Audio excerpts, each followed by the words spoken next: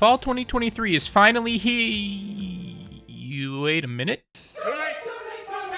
Okay, I might be a little late on this, but I was out of town and it felt like episode 1 was just airing the other day. Now all of a sudden we're on like 6. You gotta be quicker than that. Fall so far to me has been the season of average. There's a lot of shows, but not a lot of them are that good. What the hell is even that? They have good parts, but the whole product is lacking in certain areas. But thankfully for you won't have to experience these shows to find out, because I did.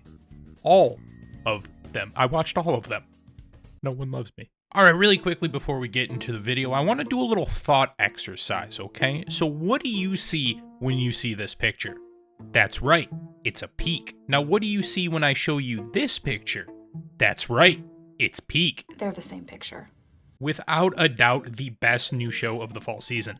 It's refreshing to see an anime with just an actual fantasy setting rather than some shitty isekai. And with that, I am going to compare it to an isekai. It's a bold strategy, Cotton. Let's see if it pays off for him. It's been one of the only other shows to give me similar vibes to Mushoku Tensei. The world building and characters are fantastic, and it feels like we're traveling right alongside them. But it also blows because it didn't give me any time to prepare for the emotional roller coaster I'd be placed on.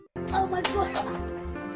We're all used to seeing elves depicted in media, these magical beings that can live for thousands of years, but that's never usually the focal point. We're not shown all the people that they interact with dying. Her party defeats the Demon King, everyone is young and spry, the hero is at the peak of his life, and not even kidding, 2 minutes later, he's looking like fucking Master Roshi. Grow up. エルフの感覚はわかりませんね。まったくいつから生きているのやら。50年も100年も彼女にとっては些細なものなのかもしれませんね。 This was the scene that immediately hooked me.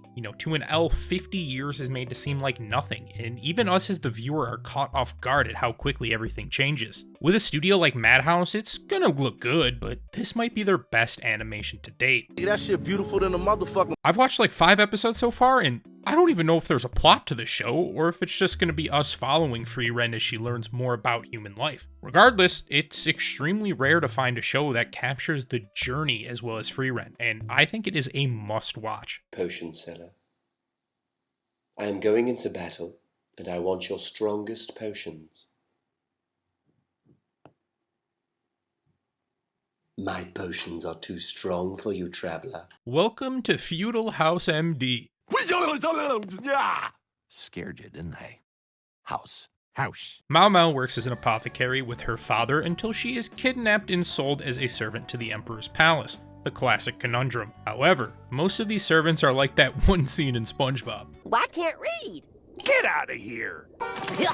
Mao Mao hears some rumors and then uses her knowledge to save one of the imperial heirs, which gets her a promotion, and then she starts solving medical mysteries all over the palace. I remember initially being blown away by the visuals in the trailer. I was expecting Mao Mao to be more of a traveling apothecary, allowing us to view a wide variety of landscapes, and although the setting of the palace isn't visually striking, we've still had some fantastic shots and backgrounds in the first few episodes. Mao Mao is an easily likable MC, and then learning these practical applications of medicine in a time where not many people were knowledgeable has been very entertaining so far. Maybe she can even find a cure for my crippling loneliness.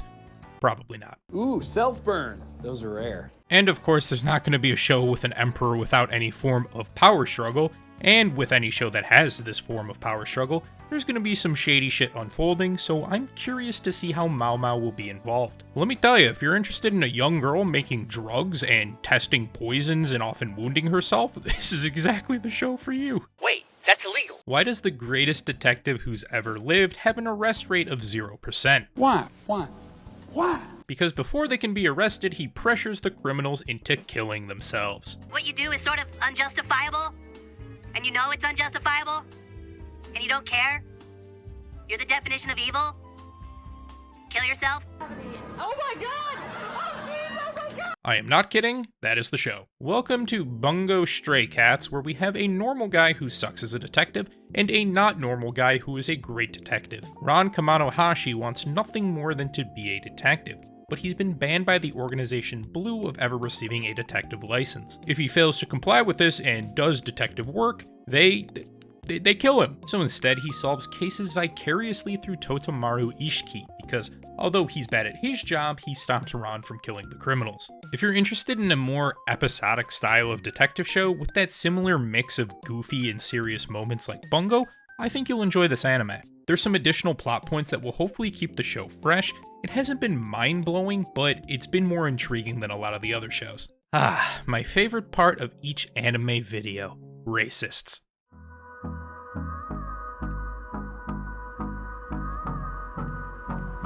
We actually have 2 racing-focused animes airing this season. One serving as a spiritual successor to Initial D, and the other focusing on formula racing. Which do you think is better? The one with 6 sports cars, an established history, and top-tier fucking Eurobeat? Or the other one? That's right, the other one. That's right, the square hole.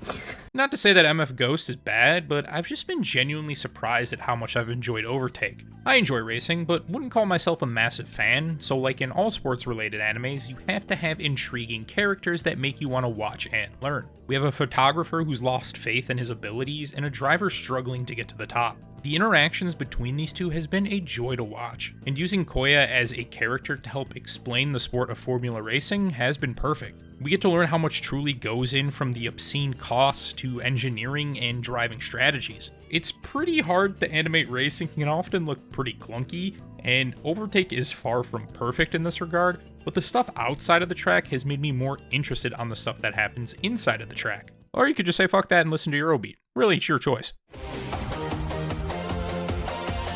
Those are really the only shows that stood out to me. Could I recommend more to watch? Probably.